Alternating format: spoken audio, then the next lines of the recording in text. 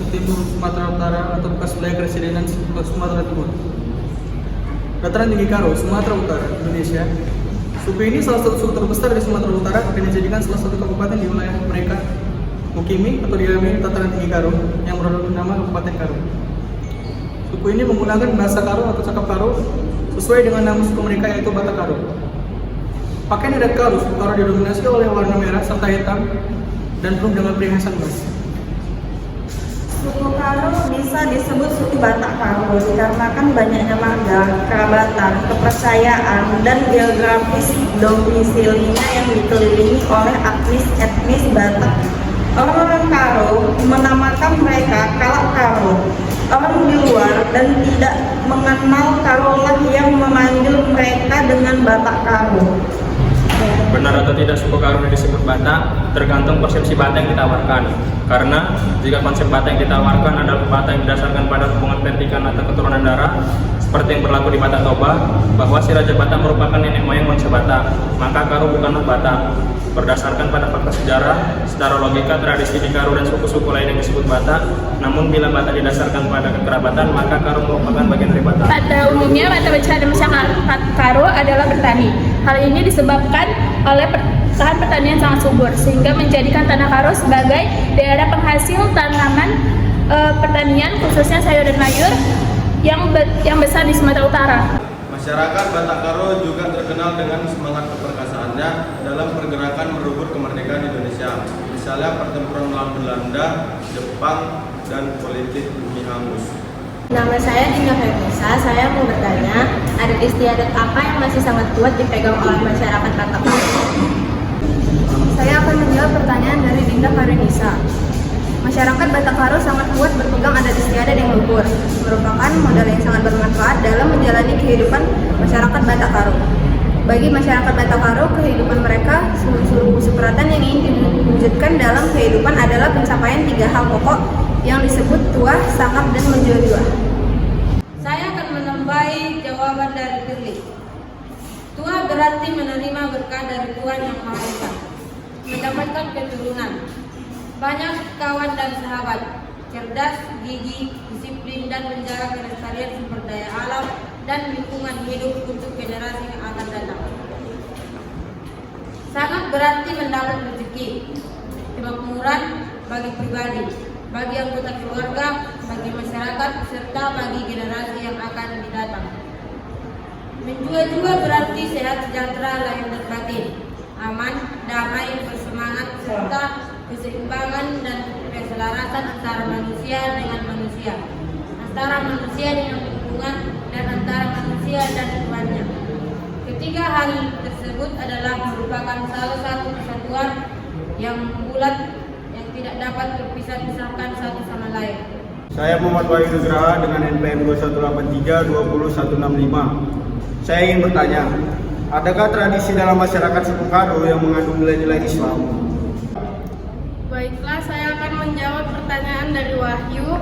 Masyarakat Batak Karo sangat dikenal dengan upacara adat yang satu ini, yaitu Mesur Mesuri. Mesur Mesuri atau Maba Manuk adalah upacara 7 bulan bagi seorang wanita yang sedang hamil. Upacara adat ini bila dilakukan terhadap wanita yang sedang mengandung atau hamil anak pertama disebut dengan Mesur Maseri, dan bila dilakukan terhadap anak kedua dan seterusnya maka disebut Maba Manungkur atau mecah-mecah tinaro. Saya akan menambahkan jawaban dari Widya. Tujuan dari upacara ini adalah untuk mempersiapkan si ibu secara psikis agar selamat dalam melahirkan bayinya. Maksudnya adalah barangkali ada tekanan-tekanan psikis selama ini yang dialami oleh calon ibu dalam rumah tangganya, baik oleh suaminya, mertuanya, dan keluarga dekatnya. Selain itu, masyarakat Karo juga ada kebiasaannya seperti bergotong royong yang sering disebut dengan aron. Aron adalah nama khusus untuk anggota bekerja yang beranggota 6-10 orang yang bekerja secara merata dan sungguh-sungguh di ladang-ladang anggota tersebut. Mereka tidak dibayar, namun komitmen kumulatif mereka sangat tinggi sehingga ikatan sosial di antara mereka pun begitu dalam. Bersama Aron, seberat apapun usaha petani yang mereka kerjakan bisa diatasi dengan begitu ini. Saya Asyam Maulana dengan NPM 218322126 ingin bertanya, apa tradisi dalam masyarakat Karo yang menyimpang dari agama Islam? Saya akan menjawab pertanyaan dari Asia. Tradisi dalam masyarakat Karo yang menyimpang dengan ajaran agama Islam. Di Loudang, ritual ini dilakukan bila kemarau tengah melanda. Biasanya dilakukan upacara pemanggilan hujan oleh seorang guru. Ngeling tendir, ritual pada masyarakat Karo memanggil jiwa seseorang. Saya akan menambahkan jawaban dari Indah. Membasur mesuri adalah ritual adat Karo di mana ketika padi berisi maka pemilik akan membuat makanan khas Karo yang bernama lemang. Ritual ini disebut dengan ngirites. Bengket rumah baru. Pesta ini diadakan untuk memasuki rumah baru. Ruang lingkupnya tergantung besarnya dana yang dimiliki oleh sang pemilik rumah. Saya Novel, saya akan menambahkan jawaban dari Siti Fadia. Adapun tradisi yang melanggar syariat Islam yaitu makbah. Sama halnya dengan medang-medang, makbah adalah kegiatan tahunan yang dilakukan oleh masyarakat Karo, di mana akan ditampilkannya seni kebudayaan guro-guro. Saya akan menambah jawaban dari Novel. Tradisi lain yaitu adat. Yang pertama ada motong rambai, yaitu ritual budaya pada ruang lingkup keluarga di mana hanya dihadiri oleh orang-orang terdekat saja. Ritual ini dilakukan pada saat menggunting rambut bayi. Yang kedua adalah mumbung, yaitu satu istilah masyarakat Karo, ritual yang identik dengan sistem mata pencaharian hidup di mana suku Karo tidak akan bekerja pada hari-hari tertentu. Istilah lainnya adalah jeda kerja.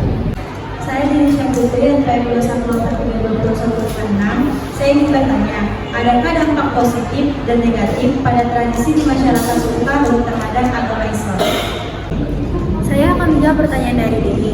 Jadi adapun dampak positif pada tradisi di masyarakat suku Karo terhadap agama Islam yaitu di dalam adat mesur-mesuri terdapat banyak ajaran yang dapat kita ambil, yaitu salah satunya tentang musyawarah.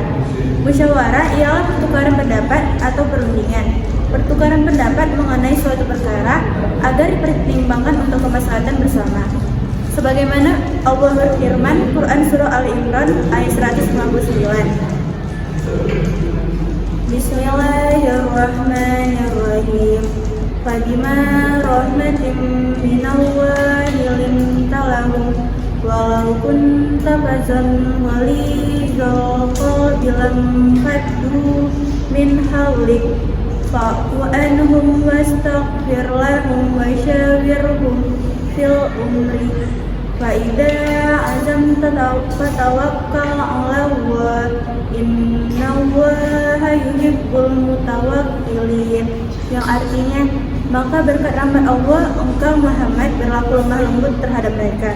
Sekiranya engkau bersikap keras dan berhati kasar, tentulah mereka menjauhkan diri dari sekitarnya. Karena itu maafkanlah mereka dan memohonkanlah ampunan untuk mereka, dan bermusyawarahlah dengan mereka dalam urusan itu. Kemudian apabila engkau telah membulatkan tekad, maka bertawakallah kepada Allah. Sungguh Allah mencintai orang yang bertawakal. Saya Serja akan melanjutkan penjelasannya. Dampak negatif. Sedangkan di adat kerja tahun ini tidak memberikan dampak positif terhadap agama Islam, melainkan dampak negatif, yaitu memberikan mudarat menyusahkan orang lain, mempersulit keadaan orang lain, dan merepotkan orang lain. Masyarakat Batak Karo selalu melaksanakan adat kerja tahun ini setiap tahun, bahkan ada juga yang melaksanakan 3 kali dalam tahun. Menurut agama Islam, adat ini tidak memberi faedah melainkan hanya mempersulit, menyusahkan, bahkan merugikan orang lain. Karena tidak selamanya orang yang sedang bertani itu selalu mendapatkan hasil atau untung, melainkan kadang penghasilannya turun bahkan tidak balik modal. Sudah menjadi fitrahnya seorang manusia bahwa setiap manusia tidak mau dirugikan. Islam sebagai agama yang sempurna telah mengajarkan prinsip kehidupan dalam hal ini agar kita tidak merugikan orang lain ataupun dirugikan. Dari sahabat Abi Sirman radhiyallahu taala anhu, beliau berkata, Rasulullah SAW bersabda, barang siapa yang memberikan kemudaratan kepada muslim, maka Allah akan memberikan kemudaratan kepadanya. Dan barang siapa yang merepotkan seorang muslim, maka Allah akan menyusahkan dia. Hadis riwayat Abu Daud nomor 3635. At-Tirmidzi nomor 1040 dan dihasankan oleh Imam At-Tirmidzi. Sebelumnya perkenalkan, nama saya Dimas dari NPM 218321141 ingin bertanya, banyak masyarakat berpendapat atau menstereotipkan bahwa masyarakat Karo memiliki sifat iri dan dengki. Bagaimana dalam Islam mengajarkan umatnya agar tidak memiliki sifat tersebut? Saya akan menjawab pertanyaan dari Dimas. Ini merupakan penyakit hati. Penyakit hati dapat mendorong setiap manusia untuk melakukan perbuatan yang negatif. Oleh karena itu, Islam melarang setiap muslim untuk iri kepada orang lain. Jika perasaan itu muncul, sangat dianjurkan kita untuk mengendalikan perasaan tersebut. Allah melarang hambanya merasa iri dengki apabila melihat orang lain yang lebih bahagia, lebih kaya, ataupun lebih dari segalanya. Karena dalam Al-Quran, Allah sudah memberikan rezeki kepada hambanya sesuai dengan porsi masing-masing.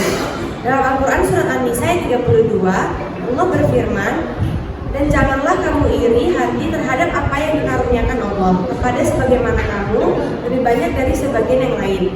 Karena bagi orang laki-laki ada bagian daripada apa yang mereka usahakan, dan bagi para wanita ada bahagia dari apa yang mereka usahakan, dan memohon kepada Allah sebagian dari karunia-Nya. Sesungguhnya Allah Maha mengetahui segala sesuatu. Dalam ayat tersebut telah dijelaskan bahwa Allah melarang hambanya merasa iri dengki terhadap orang lain. Selain itu, perbuatan iri dan dengki dapat menghapus amalan-amalan ibadah seseorang.